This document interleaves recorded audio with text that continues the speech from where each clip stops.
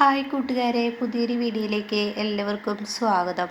അങ്ങനെ ഇനി പത്മയുടെ wedding anniversary ആ സമയത്തേക്ക് നന്ദിനി എത്തണല്ലോ. ഇത് പത്മക്ക് പറ്റില്ല. പത്മ അകത്തോട്ട് കയറി പോവാണ്. പിന്നീടാണെങ്കിലോ നന്ദിനി ആരാണ് തട്ടിക്കൊണ്ടുപോയത്, എന്താണ് സംഭവിച്ചതെന്നറിയാതെ ആകെ ടെൻഷനാവുകയാണ് കേട്ടോ യതീന്ദ്രൻ. അങ്ങനെ യതീന്ദ്രൻ ചോദിക്കുകയാണ്, മോനെ സൂര്യ, നീ എങ്ങനെയാണ് നന്ദിനിയെ കണ്ടെത്തിയത്, നിനക്ക് എങ്ങനെയാണ് നന്ദിനിയെ കണ്ടെത്താൻ കഴിഞ്ഞത് എന്നൊക്കെ ചോദിക്കുമ്പോൾ അറിയില്ല ഡാഡി, ദൈവാധീനം എന്ന് തന്നെ പറയാം. നന്ദിനിയെ വിളിക്കുന്ന ആ ഒരു താനൂരമ്മയുടെ ശക്തി കൊണ്ടായിരിക്കുക അവളിലോട്ട് ഞാൻ എത്തിയത്. ഈശ്വര, അവൾ ആകെ ഭയന്നിരുന്നു. അവിടെ ആ ക്രൂരന്മാർ ഒരു പെൺകുട്ടി ഐസിന് മുകളിൽ വെച്ച് കൊല്ലുന്നതും ഒക്കെ കണ്ട് അവൾ ആകെ ഭയന്നു. പക്ഷെ അവളുടെ തൻ്റെ ഇടം പറയാതിരിക്കാൻ വയ്യ. എങ്കിലും കൂടി അവൾ പൊരുതി അവിടെ നിന്ന് രക്ഷപ്പെട്ടു, എൻ്റെ കൈകളിൽ എത്തിച്ചേർന്നു. എന്തായാലും അത് പറയാതിരിക്കാൻ വയ്യ. അങ്ങനെ ഒരു സീനായിരുന്നു. അവൾ എങ്ങനെയാണ് എൻ്റെ കൈകളിൽ എത്തിയത്, ഞാൻ അവളുടെ കൈകൾ എങ്ങനെയൊക്കെ താനൂരമ്മയുടെ ആ ഒരു ഇത് എന്നൊക്കെ പറയട്ടെ. അപ്പം നന്ദിനി അങ്ങോട്ടേക്ക് വരികയാണ്. അപ്പോൾ നന്ദിനിയെ കണ്ടവിടെ തന്നെ സൂര്യ പറയണേ, ഡാഡി, ഇവളാൾ കാണും പോലെയല്ല, ഇവൾക്ക് എവിടെയും തളർച്ചയില്ല, കരുത്തുണ്ട്, എവിടെയും ജയിച്ചു വരാനുള്ള ആ കരുത്ത് ഇവൾക്കുണ്ട് എന്ന് പറയണം കേട്ടോ. അത് കേൾക്കുന്ന യതീന്ദ്രൻ പറയണം, എൻ്റെ മോൾക്ക് അത് ഉണ്ടാവുമെന്ന് എനിക്കറിയാലോ. അങ്ങനെ ഈ സമയം അങ്ങോട്ടേക്ക് പത്മ കയറി വരികയാണ്. അപ്പോൾ പത്മ പറയണേ, നിങ്ങൾ നമ്മുടെ വിവാഹ വാർഷികത്തിൻ്റെ ആ സമയത്ത് വീട്ടിൽ ഗസ്റ്റുകളൊക്കെ വരുമ്പോൾ നിങ്ങൾ ഒരു തരം മരിച്ച വീട് പോലെ ആയിരുന്നല്ലോ നിന്നിരുന്നത്. അത് കേട്ട യതീന്ദ്രൻ പറയണേ, നീ എന്താ പത്മ ഇങ്ങനെയൊക്കെ സംസാരിക്കുന്നത്, നന്ദിനിയെ കാണാതായ, നമ്മുടെ വീട്ടിലൊരു അംഗത്തെ കാണാതായ ആർക്കായാലും ടെൻഷൻ ഉണ്ടാവില്ലേ? 30ാം വാർഷിക ആഘോഷിക്കലാണോ വലുത്? ഒരു വീട്ടിൽ നിന്ന് നമ്മുടെ നന്ദിനിയെ പോയതാണ്. നമ്മുടെ നന്ദിനി ആര് നന്ദിനി? ഇവിടെ വേലക്കാരിയാണ് ഇവൾക്ക് എന്ത് റോള്? ഇവളെ കാണാതെ നമ്മളെ സംബന്ധിച്ച് അതൊന്നൊരു പ്രശ്നമല്ല. പിന്നെ ഇതൊക്കെ ഇവളുടെ ഒരു അടവുകളാണ്, ആൾക്കാരുടെ ഇടയിൽ ഇടയ്ക്കിടയ്ക്ക് സിമ്പതി പിടിച്ചു പറ്റാൻ വേണ്ടി. കുറച്ച് മുന്നേ ഇവളാരോ കാറിനിടയ്ക്കിൽ കൊണ്ടുവന്നിട്ടോ, അതിനുശേഷം ഇവളാരോ തട്ടിക്കൊണ്ടുപോയി പണം ചോദിച്ചു. ഇങ്ങനെയൊക്കെ ഇവൾക്ക് മാത്രം ഉണ്ടാവുമ്പോൾ ഒന്ന് ആലോചിച്ചൂടെ? ഞാൻ എത്ര വലിയ പണക്കാരിയാണ്, ഈ പത്മയെ ഇന്നേവരെ ആരും തട്ടിക്കൊണ്ടുപോയിട്ടില്ല. ഇവളെ മാത്രം തട്ടുന്നുണ്ടെങ്കിൽ അതിനർത്ഥം എന്താ? ഇവൾ കളിക്കുന്ന കളികളാണെന്ന് പറയുന്നു കേട്ടോ. ഇത് കേൾക്കുന്നതിനോട് കൂടി സൂര്യക്കങ്ങ് ദേഷ്യം പിടിക്കണേ. ഡാഡി, എനിക്ക് ദേഷ്യം പിടിക്കുന്നുണ്ട്, ഇവരോട് സംസാരം നിർത്താൻ പറ. അത് കേട്ടോടെ തന്നെ സൂര്യയോട് ചോദിക്കുകയാണ്, അല്ല ഞാനെന്തിന് സംസാരം നിർത്തുന്നത്? എടാ, ഈ വീട്ടിൽ എത്ര ആളുകളുണ്ടടാ, ആരെയും തട്ടിക്കൊണ്ട് പോകുന്നില്ല. നാട്ടിലുമുണ്ട്, പക്ഷെ ഈ വേലക്കാരി പെണ്ണിനെ മാത്രം തട്ടിക്കൊണ്ട് പോകുന്നെങ്കിൽ ഇത് ഇവള് കളിക്കുന്ന കളിയാണെന്നേ ഞാൻ പറയത്തുള്ളൂ. ഇവള് എല്ലാവരുടെയും ഇടയ്ക്കിടയ്ക്ക് സിമ്പതി പിടിച്ചു പറ്റാൻ ചെയ്യുന്നതാണ്. നിങ്ങളൊരു മനുഷ്യ സ്ത്രീയാണോ? നിങ്ങൾക്ക് എങ്ങനെ ഇങ്ങനെയൊക്കെ സംസാരിക്കാൻ കഴിയുന്ന? നന്ദിനിയുടെ അപ്പോഴത്തെ അവസ്ഥ കണ്ടു കഴിഞ്ഞാൽ ആരായും പേടിച്ചു പോകും. നിങ്ങൾ എന്താ ഇങ്ങനെ ആയിപ്പോയത്? ഡാഡി, ഇവരെ എൻ്റെ അമ്മയാണെന്നുള്ള ആ ഒരു ഇത് ഞാൻ മറക്കും. അതിനേക്കാൾ നല്ലത് നന്ദിനി, നമുക്ക് ഇവിടെ നിന്ന് പോവാം, അതായിരിക്കും നല്ലത്. ഇവരോട് സംസാരിക്കാൻ നിന്നാൽ തലയ്ക്ക് ഭ്രാന്ത് പിടിക്കാത്തവർക്കും പിടിക്കും എന്നൊക്കെ പറഞ്ഞ് ദേഷ്യത്തോടു കൂടി സൂര്യ അവിടെ നിന്ന് പോവാണ് കേട്ടോ. എന്നാൽ ഈ സമയം പത്മയോട് യതീന്ദ്രൻ ചൂടാവാണ്. താൻ എന്താടോ ഇങ്ങനെ ആയത്? ആ പെൺകുട്ടി ഇത്രയും വലിയൊരു അപകടത്തിൽ നിന്ന് രക്ഷപ്പെട്ടു വന്നിട്ടും അതിനോട് നീ സംസാരിക്കുന്നത് കേൾക്കുമ്പോൾ എനിക്കടക്കം ദേഷ്യം വരുന്നു. അവൾ ചെയ്തതാണ് എന്നൊക്കെ പറഞ്ഞ് ഉണ്ടാക്കാൻ നോക്കുമ്പോൾ പിന്നെ ഞാനെന്ത് പറയണം? എപ്പോഴും ഇവളെ മാത്രം തട്ടിക്കൊണ്ട് പോകുന്നുണ്ടെങ്കിൽ അത് ഇവളുടെ കളിയില്ലാതെ വേറെ ആരുടെ?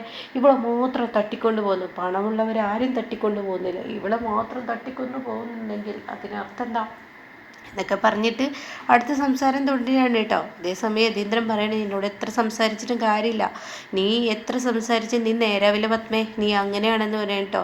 പിന്നീടാണെങ്കിലോ നന്ദിനി തൻ്റെ താനൂരമ്മയുടെ മുന്നിൽ ചെന്നിട്ട്, ദൈവമേ, എന്നെ ഈ വീട്ടിലോട്ട് വീണ്ടും തിരികെ എത്തിച്ചു. ഒരിക്കലും ആ രാക്ഷസന്മാരുടെ കൈകളിൽ നിന്ന് ഞാൻ രക്ഷപ്പെടുന്ന ഞാൻ പ്രതീക്ഷിച്ചില്ല. സൂര്യ പിറകെ നിൽക്കുന്നുണ്ട് കേട്ടോ. തലയിലൊരു തോർത്തൊക്കെ കെട്ടിയിട്ടാണ് സൂര്യ നിൽക്കുന്നത്. അപ്പോൾ ഈ സമയം നന്ദിനിക്കത് അറിയില്ല. എന്നിട്ട് പറയണേ, എൻ്റെ രക്ഷകരായി ഏത് സമയത്തും എന്നെ രക്ഷിക്കാൻ എത്തുന്നത് സൂര്യ സാറാണ്. സൂര്യ സാർ ഇല്ലായിരുന്നെങ്കിൽ ഇപ്പോൾ ഞാൻ ഈ വീട്ടിലോട്ട് തിരികെ എത്തില്ലായിരുന്നു.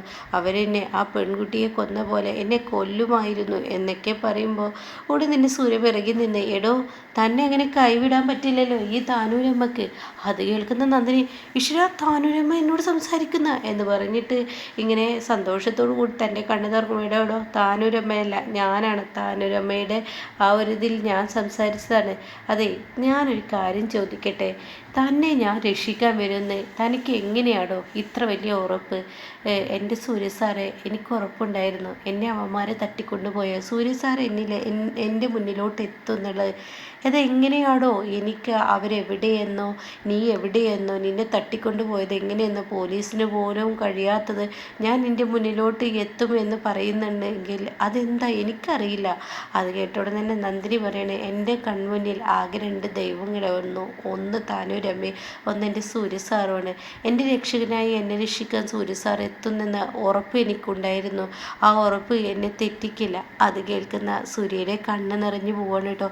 ഇവിടെ താൻ എന്നോട് തരുന്ന ഈ വിശ്വാസമുണ്ടല്ലോ, താൻ ഓരോ ദിവസവും എന്നെ ചെറുതാക്കി കളയാണല്ലോ.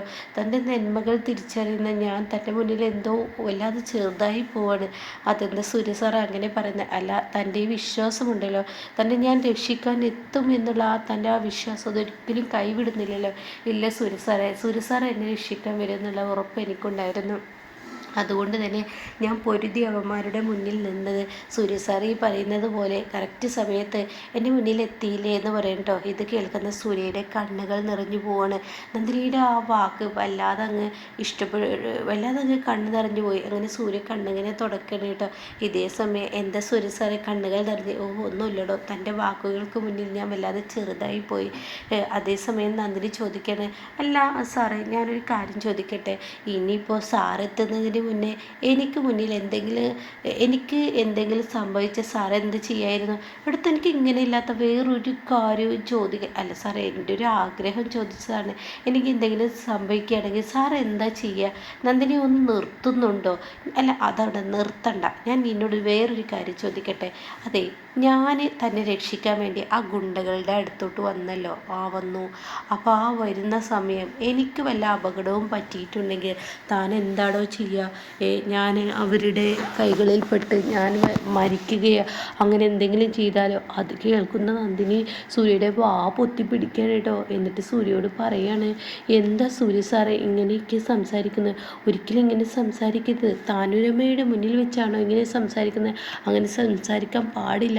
ഇത് കേൾക്കുന്ന സൂര്യ ഒരു നിമിഷത്തേക്ക് നന്ദിനി തൻ്റെ ചുണ്ടിലങ്ങ് പൊത്തിപ്പിടിച്ചപ്പോൾ സൂര്യയുടെയും ആ ഒരു കിളി പോയി കേട്ടോ. പെട്ടെന്ന് നന്ദിനി തൻ്റെ ദേഹത്ത് സ്പർശിച്ചപ്പോൾ സൂര്യക്കുണ്ടാവുന്ന ആ ഒരു പ്രത്യേക ഒരു ഫീലുണ്ടല്ലോ, നന്ദിനിയെ തന്നെ ഇങ്ങനെ നോക്കാതെ നിൽക്കണം കേട്ടോ.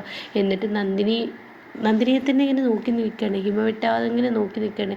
എന്നിട്ട് നന്ദിനി വീണ്ടും പറയാണ്, സൂര്യ സാർ ഇങ്ങനെയൊന്നും പറയരുത്, ഒരിക്കലും ഇങ്ങനെയൊന്നും പറയരുതെന്ന് പറയുമ്പോൾ നന്ദിനിയോട് എൻ്റെ മുഖത്ത് നിന്ന് കൈയെടുക്കൂ എന്നിങ്ങനെ പറയാനിങ്ങനെ ഒരുങ്ങാൻ കേട്ടോ. ഇതേ സമയം നന്ദിനി പറയണേ, സൂര്യ സാറേ താനൂരമ്മ കേൾക്കുക ഇങ്ങനെയൊന്നും പറയരുത്, ഒരു മരണം എന്നൊക്കെ ഇങ്ങനെ പറയുന്നത്. അപ്പോഴേക്കും നന്ദിനിയുടെ കൈ സൂര്യൻ പിടിക്കുകയാണ്. ഇവിടെ താൻ എന്നോട് ചോദിച്ചതിന് തിരിച്ച് ഞാൻ ചോദിച്ചത്, എന്തായാലും താൻ ഇങ്ങനെയുള്ള ചോദ്യം ചോദിക്കരുത് കേട്ടോ എന്ന് പറഞ്ഞിട്ട് നന്ദിനിയുടെ കവിളിലോട്ട് അടുത്ത് ഇങ്ങനെ സൂര്യ വരികയാണ് കേട്ടോ. അപ്പോൾ നന്ദിനിക്ക് ഒരു നാണം വരികയാണ്. അപ്പോൾ നന്ദിനി ഇങ്ങനെ തിരിഞ്ഞ് നിൽക്കുകയാണ്. ആ തിരിഞ്ഞ് നിൽക്കുന്നതിനോടുകൂടി സൂര്യ വീണ്ടും നന്ദിനിയുടെ മുഖത്തോട് ചാരിയിട്ട് കവിള് ഇങ്ങനെ അടുപ്പിച്ച് ഇങ്ങനെ അടുപ്പിച്ച് പിടിക്കുമ്പോൾ നന്ദിനി ഇപ്പുറത്തോട്ട് തിരിഞ്ഞ് നിൽക്കുകയാണ് കേട്ടോ. അപ്പോൾ സൂര്യ അപ്പുറത്തോട്ട് വരികയാണ്. ഏകദേശം ഒരു കിസ് ചെയ്യുന്ന ആ ഒരു ലെവലിലാണ് സൂര്യ ഇങ്ങനെ തിരിച്ച് മറിച്ച്. അപ്പോൾ നന്ദിനി ഇങ്ങനെ തിരിഞ്ഞ് കളിക്കുകയാണ്. സൂര്യയാണെങ്കിൽ നന്ദിനിക്കൊപ്പം ഇങ്ങനെ നീങ്ങി കളിക്കുകയാണ് കേട്ടോ. അപ്പോൾ ഇങ്ങനെയൊക്കെയുള്ള ഒരു എപ്പിസോഡാണ് ഇനി നമുക്ക് മുന്നിൽ വരാനിരിക്കുന്നത്. അപ്പോൾ എന്തായാലും ഇനി ഇവരുടെ ആ ഒരു പ്രണയ മുഹൂർത്തങ്ങളാണ്, റൊമാൻസ് സീനുകളാണ്, നല്ല രസകരമായ നല്ല കിടുക്കൻ സീനാണ് കേട്ടോ.